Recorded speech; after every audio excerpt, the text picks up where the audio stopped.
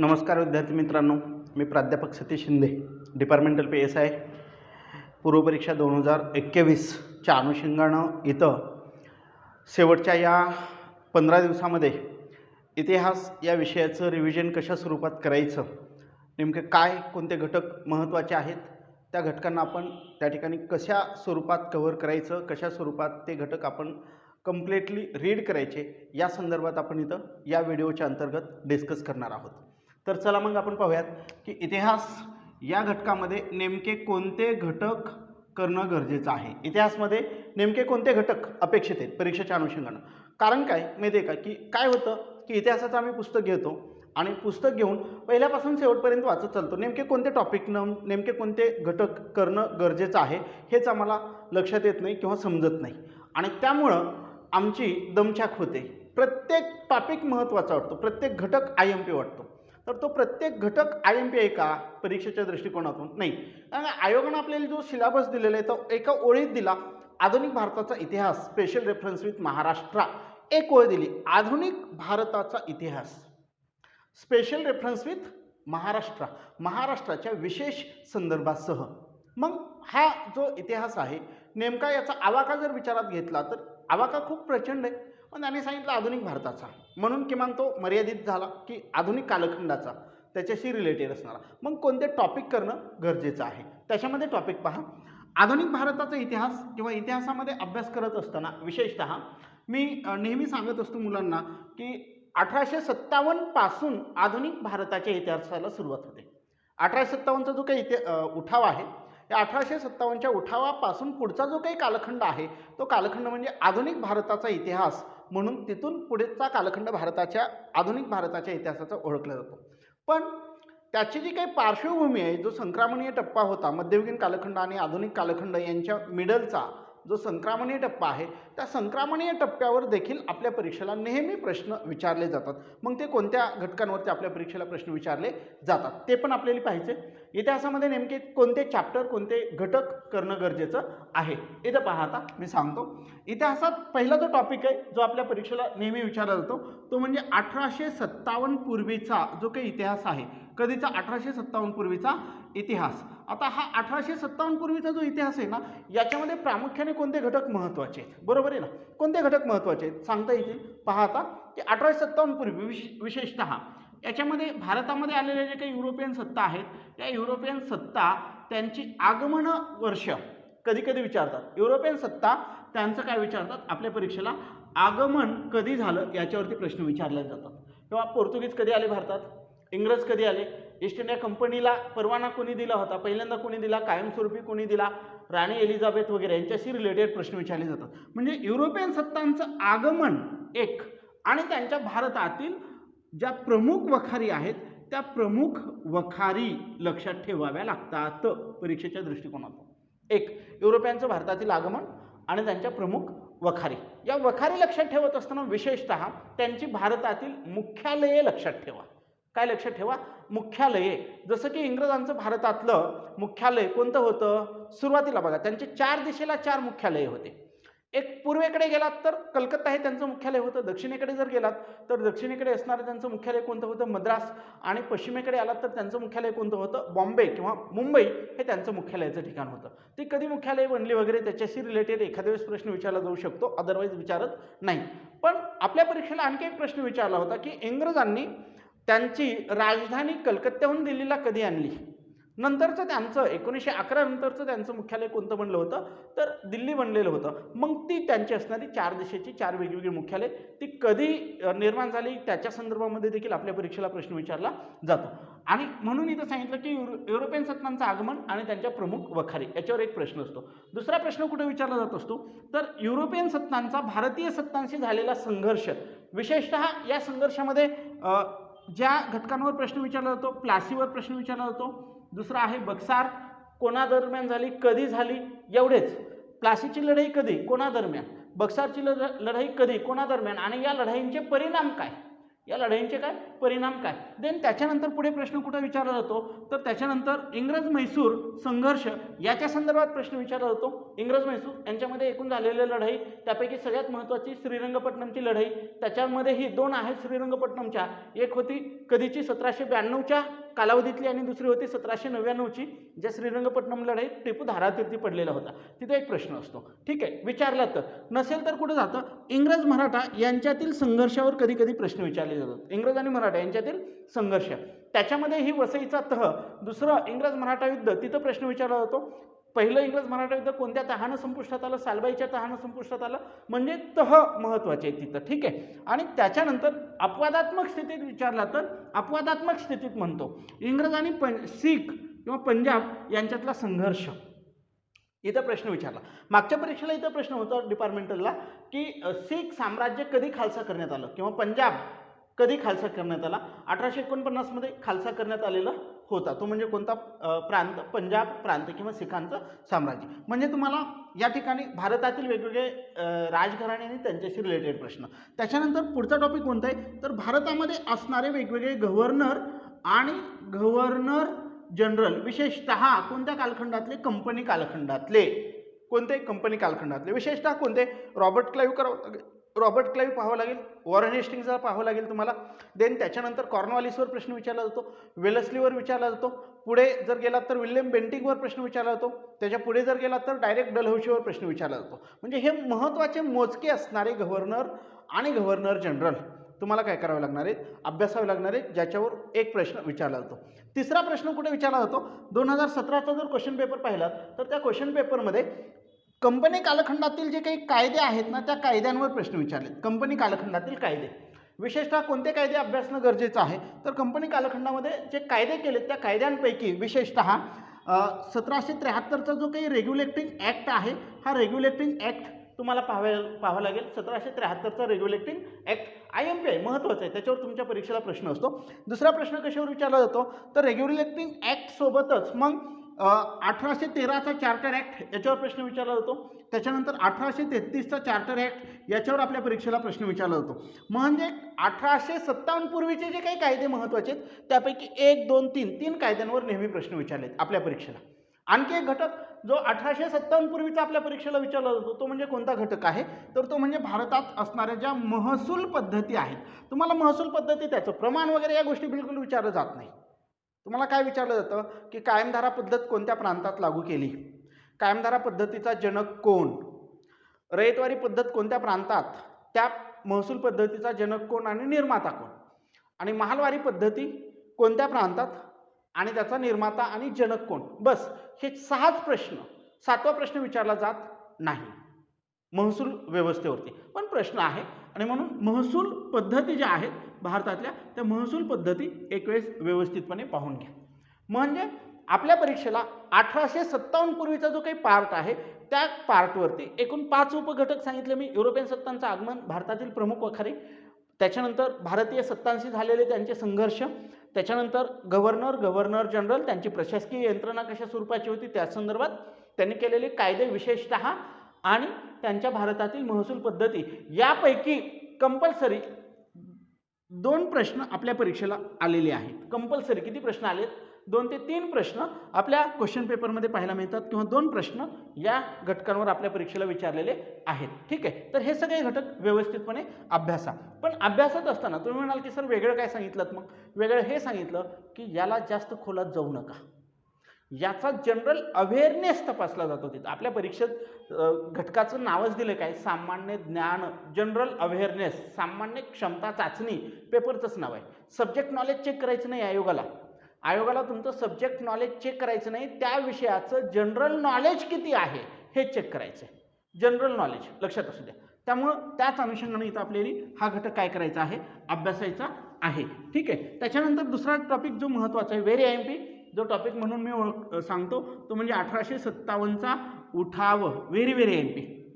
मागच्या परीक्षेचे जर क्वेश्चन पेपर चेक केले तर याच्यामध्ये 1857 पूर्वीचे जे काही उठाव आहेत, शक्यतो डिपार्टमेंटल PSIला पूर्वीचे उठाव विचारत असताना संन्याशांचा उठाव असेल, पाळेकरांचा उठाव असेल, पागलपंथींचा उठाव असेल किंवा मग संथाळांचा उठाव असेल यांच्याशीच रिलेटेड प्रश्न विचारलेत, बाकी उठावावर आयोगानं प्रश्न विचारलेले नाहीत. म्हणून इथं 1857 पूर्वीचे उठाव एक वेळेस पाहून घ्या. नसेल तर 1857च्या उठावाची कारणं कोणती, विशेषतः मी ज्यावेळेस काल क्वेश्चन पेपर चेक करत होतो तुमचे डिपार्टमेंटल PSIला, त्याच्यामध्ये सामाजिक कारणं कोणती, राजकीय कारणं कोणती, आर्थिक कारणं कोणती, अशा स्वरूपाचे देखील प्रश्न आपल्या परीक्षेला विचारलेले आहेत. म्हणून 1857च्या उठावाची कारणं वाचत असताना त्या ठिकाणी स्पेसिफिक रिझन, स्पेसिफिक कारण लक्षात ठेवा, किंवा सामाजिक कारण कोणतं, धार्मिक कारण कोणतं, राजकीय कारणं कोणती आहेत, ती कारणं व्यवस्थितपणे आम्हाला लक्षात असली पाहिजेत. लष्करी कारणं कोणती, इथं कारणं सांगत असताना मी सांगितलं तुम्हाला, पहिलं कारण कोणतं सांगितलं, राजकीय कारण. दुसरं कारण सांगितलेलं आहे ते म्हणजे कोणतं, प्रशासकीय कारण. कोणतं प्रशासकीय कारण होतं की ज्यामुळं भारतीयांनी इंग्रजांच्या विरोधात बंड केलं, किंवा त्याच्यानंतर असणारं पुढचं आर्थिक कारणं कोणती होती, आर्थिक कारणे. सामाजिक कारणे कोणती आहेत, कोणती कारणं, सामाजिक कारणे कोणती आहेत ते व्यवस्थितपणे पहा. त्याच्यानंतर 1857च्या उठावाचं तत्कालीन कारण कोणतं आहे ते पण पहा. याशिवाय आणखी धार्मिक कारण कोणतं आहे त्याच्यावर देखील प्रश्न विचारलेले आहे. सामाजिक आणि धार्मिक कारण याच्यामध्ये कन्फ्यूज होऊ नका. सामाजिक आणि धार्मिक कारणं या दोन्ही कारणं वेगवेगळे येतात. बऱ्याच वेळेला आम्हाला वाटतं की सामाजिक कारण म्हणजेच धार्मिक कारण आहे आणि धार्मिक कारण म्हणजे सामाजिक कारण आहे. नाही, दोन्ही गोष्टी वेगळ्या आहेत. दोन्ही कारणं वेगवेगळी आहेत, ते व्यवस्थितपणे समजून घ्या परीक्षेच्या दृष्टिकोनातून, लक्षात असू द्या. देन त्याच्यानंतर महत्त्वाचं, कारणांच्या नंतर 1857च्या उठावाची कारणं झाल्याच्या नंतर बऱ्याच वेळा आपल्या परीक्षेला प्रश्न आहे की 1857चा उठाव, उठावाचं केंद्र काय, उठावाचं केंद्र, त्या ठिकाणचं भारतीय नेतृत्व आणि ब्रिटिश नेतृत्व. कोणतं नेतृत्व, ब्रिटिश नेतृत्व. हे पाठांतर करा. पाठांतर करत असताना एक चार्टच करून टाका ह्यांचा, किंवा दिल्लीत भारतीय नेतृत्व, इंग्रज नेतृत्व, झाशी भारतीय नेतृत्व, इंग्रज नेतृत्व, कानपूर भारतीय नेतृत्व, इंग्रज नेतृत्व, हे या स्वरूपात. म्हणजे एक चार्टच करा. एक किती ओळीचा होईल, 6-7 ओळी, 10 ओळीचा चार्ट होईल, पेक्षा जास्त नाही. पण त्या 10 ओळीतून एक प्रश्न कंपल्सरी असेल, म्हणून हे करा आत्ता. ठीक आहे. त्याच्यानंतर उठाव, केंद्र, नेतृत्व हे झाल्याच्या नंतर 1857च्या उठावाचे परिणाम विचारलेत आम्हाला. काय विचारलेत, परिणाम विचारलेत. 1857च्या उठावाचे परिणाम. मग कंपनीवर काय परिणाम झाला, भारतीयांवर काय परिणाम झाला, संस्थानिकांवर काय परिणाम झाला. बघा, कंपनीवर झालेला परिणाम, भारतीयांवर झालेला परिणाम आणि संस्थानिकांवर झालेला परिणाम, तसंच लष्करामध्ये झालेले बदल कोणते. बस 4च परिणाम आम्हाला लक्षात ठेवायचे. लक्षात असू द्या. जे लष्करात प्रमाण अगोदर 1 इंग्रज 6 भारतीय, आता हे प्रमाण कसं झालं, 1:2 असं झालेलं होतं. बरोबर आहे. लष्करी तुकड्यांचं डिव्हायडेशन केलं, प्रदेश, समाज, जात यावर आधारित लष्करी तुकड्यांचं परत काय केलं, त्यांनी डिव्हायडेशन करण्याचा प्रयत्न केला. पुढे काय सांगता येतं, हेच करत असताना त्यांनी संस्थानिकांना, ज्या कारणाने संस्थानिकांनी बंडात भाग घेतला होता, ती कारणं यापुढे राबवली जाणार नाहीत किंवा त्या स्वरूपाच्या तरतुदी यापुढे टाळल्या जातील, हे संस्थानिकांना त्यांनी सांगितलं. वेगवेगळ्या गोष्टी आहेत त्या आपण डिटेल्समध्ये त्या लेक्चरमध्ये आपण डिस्कस करूयात. पण इथं परिणामानंतर 1857च्या उठावाची मते. मी डिपार्टमेंटल PSIला नेहमी जवळपास जे क्वेश्चन पेपर चेक केले त्याच्यामध्ये रिपीट पुन्हा एकच मत विचारलं. कोणतं, की भारतात पहिले भारतीय स्वातंत्र्य युद्ध कोणी म्हटलं. त्याला सावरकरांच्या मतांबद्दल नेहमी प्रश्न विचारला. सावरकर असतील, त्याच्यानंतर नरा फाटक असतील, त्यांची मतं नेहमी परीक्षेला विचारलेली आहेत. म्हणून हे मत एक इथं कंपल्सरी एक प्रश्न आहे बरं का, डिपार्टमेंटल PSI कंपल्सरी एक प्रश्न आहे आपल्या परीक्षेला, याला व्यवस्थितपणे करा. ठीक आहे. तर हे झाल्याच्या नंतर मग दुसरे आणखी तिसरा टॉपिक कोणता आहे, जो मेजर टॉपिक आहे, महत्त्वाचा टॉपिक आहे, तो म्हणजे भारतातील सामाजिक प्रबोधनाच्या चळवळी. सामाजिक प्रबोधन चळवळी याच्यामध्ये काय विचारलंय, सामाजिक प्रबोधन चळवळीमध्ये विशेषतः तत्कालीन कालखंडामध्ये स्थापन झालेल्या ज्या काही वेगवेगळ्या संघटना होत्या, मग ते ब्राह्मण समाज असेल, ती संघटना, त्या संघटनेचं काय स्थापना, वर्ष, त्या संघटनेचा संस्थापक आणि संघटनेचं कार्य किंवा कोणत्या उद्देशाने ती संस्था संघटना स्थापन केलेली होती त्याच्यावरती प्रश्न विचारला. या स्वरूपात एक चार्ट तयार करा आणि या स्वरूपात तो व्यवस्थितपणे समजून घ्या. या टॉपिकवर कंपल्सरी मागच्या 2017ला या टॉपिकवर 2 प्रश्न आलेत. या एकाच टॉपिकवर किती प्रश्न आहेत, 2 प्रश्न आहेत. त्यामुळं या टॉपिकला व्यवस्थितपणे समजून घ्या. बऱ्याच वेळेला असं वाटतं की हा प्रश्न समाजसुधारकातला आहे काय की नाही, समाजसुधारकावरचे प्रश्न वेगळे आणि या टॉपिकवरचे प्रश्न वेगळे असलेले सांगता येतात. सामाजिक प्रबोधनाच्या चळवळी हा टॉपिक झाल्यानंतर सगळ्यात महत्त्वाचा टॉपिक कोणता आहे आपल्या परीक्षेच्या अनुषंगानं, तर डिपार्टमेंटल PSIच्या अनुषंगानं पुढचा जो टॉपिक आहे महत्त्वाचा तो म्हणजे भारतात राष्ट्रीय सभेची झालेली स्थापना. कोणती राष्ट्रीय सभा, तिची स्थापना आणि वाटचाल याच्यावर प्रश्न विचारलेत. राष्ट्रीय सभा, तिची स्थापना, वाटचाल. तुम्हाला त्याची पार्श्वभूमी वगैरे बिलकुल नाही विचारली, राष्ट्रीय सभेच्या स्थापनेची पार्श्वभूमी नाही विचारली, पण राष्ट्रीय सभेचा संस्थापक कोण, राष्ट्रीय सभेचं पहिलं अधिवेशन कुठं भरलं, राष्ट्रीय सभेच्या पहिल्या अधिवेशनाचे अध्यक्ष कोण होते, राष्ट्रीय सभेच्या पहिल्या अधिवेशनाला उपस्थित सदस्य किती होते, डायरेक्टली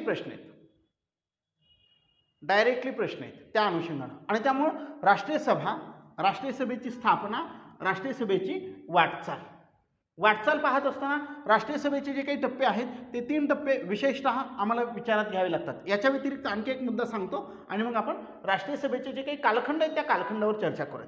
राष्ट्रीय सभेची वाटचाल यासोबतच राष्ट्रीय सभेची वेगवेगळी अधिवेशनं, ही अधिवेशनं पाहत असताना महत्त्वाची अधिवेशनं आणि त्या अधिवेशनात पास झालेले ठराव, राष्ट्रीय सभेची महत्त्वाची अधिवेशनं आणि त्या अधिवेशनात पास झालेले महत्त्वाचे ठराव, त्याच्यावर नेहमी प्रश्न विचारलेले आपल्या परीक्षेच्या अनुषंगानं, ते अतिशय महत्त्वाचं आहे. इथं प्रश्न आहेत.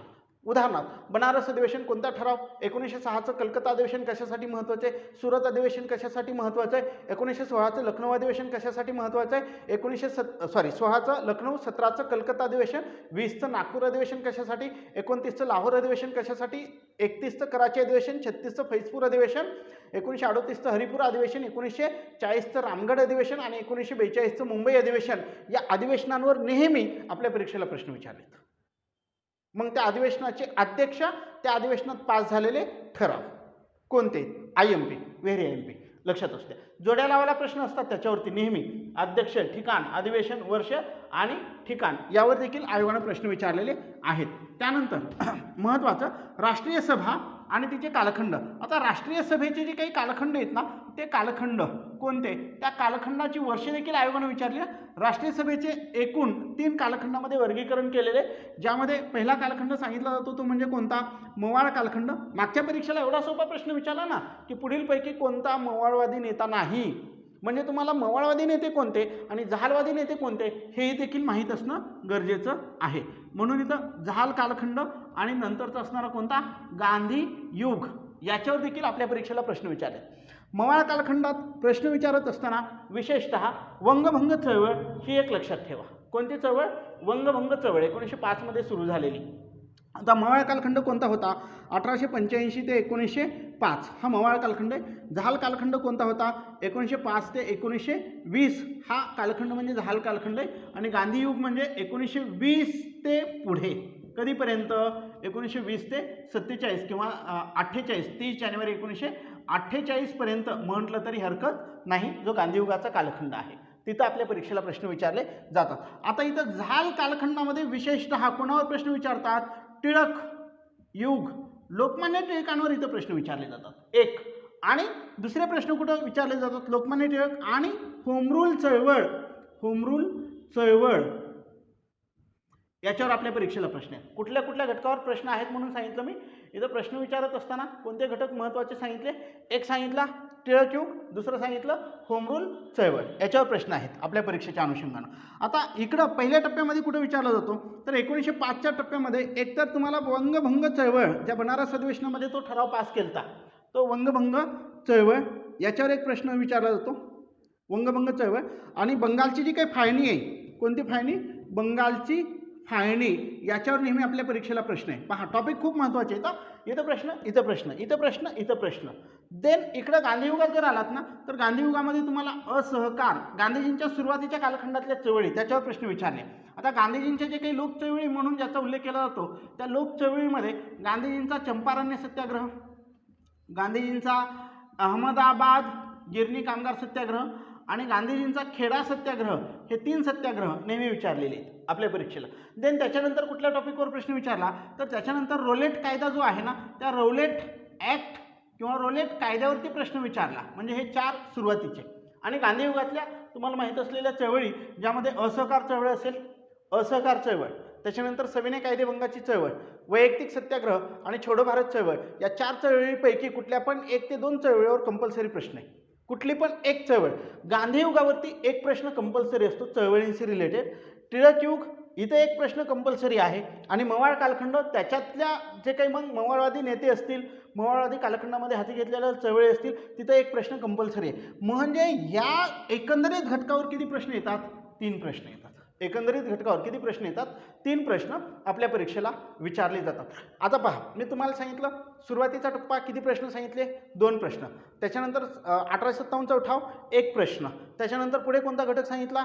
सामाजिक प्रबोधनाच्या चळवळी, तिथं 2 प्रश्न. म्हणजे सुरुवातीचे 2 प्रश्न प्लस 1857चा उठाव 1 प्लस सामाजिक प्रबोधनाच्या चळवळी 1 ते 2 प्रश्न, बरोबर आहे. सामाजिक प्रबोधनाच्या चळवळी 2 प्रश्न. त्याच्यानंतर पुढे राष्ट्रीय सभा स्थापना, तिची वाटचाल, तिथं 1 प्रश्न. आणि त्याच्यानंतर राष्ट्रीय कालखंड याच्याशी रिलेटेड किती प्रश्न सांगितले? 3. आता प्रश्नांची संख्या तर जास्त होईल नसत. किती झाले? 3 आणि 1 4, 4 5 6 7 8 9, 9 प्रश्न. हे प्रश्न नेहमी आपल्या परीक्षेला विचारले जातात किंवा या सगळ्या घटकांवर 2 प्रश्न जरी आले तरी ते आपल्याला कव्हर करता आले पाहिजेत. याशिवाय आणखी एका घटकावर नेहमी आपल्या परीक्षेला प्रश्न विचारला, तो म्हणजे काय? तर क्रांतिकारक चळवळी.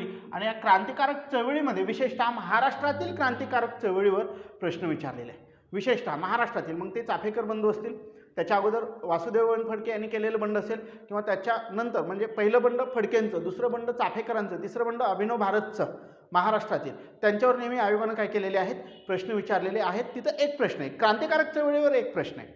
अधूनमधून स्वराज्य पक्षावर प्रश्न विचारला, आझाद हिंद सेनेवर प्रश्न विचारला, आझाद हिंद सेना IMP, स्वराज्य पक्ष IMP, लक्षात असू द्या. पुणे करारावर नेहमी प्रश्न विचारला. आता पुणे करार इतिहासात आहे, समाजसुधारकात आहे.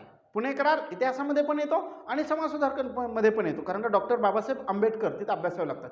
तिथं त्याच्यावरती काय केलेले आहेत? आपल्या परीक्षेला प्रश्न विचारलेले. म्हणजे इतिहासमध्ये नेमके कोणते चॅप्टर कव्हर करायचे, कोणत्या घटकांवर व्यवस्थित रिव्हिजन करायचे, ते मी इथं सांगण्याचा प्रयत्न केलेला आहे या व्हिडिओ अंतर्गत. हे जर तुम्ही घटक व्यवस्थितपणे केलात आणि उद्याचा 16 एप्रिलचा क्वेश्चन पेपर समोर ठेवलात, तर मी आता जे घटक सांगितले त्या घटकातून इतिहासाच्या 7 ते 8 प्रश्नांपैकी ॲव्हरेजली 6 ते 7 प्रश्न या घटकांवर आधारितच असायला पाहिजेत, लक्षात असू द्या. याच्या बाहेर प्रश्न विचारला जाणार नाही.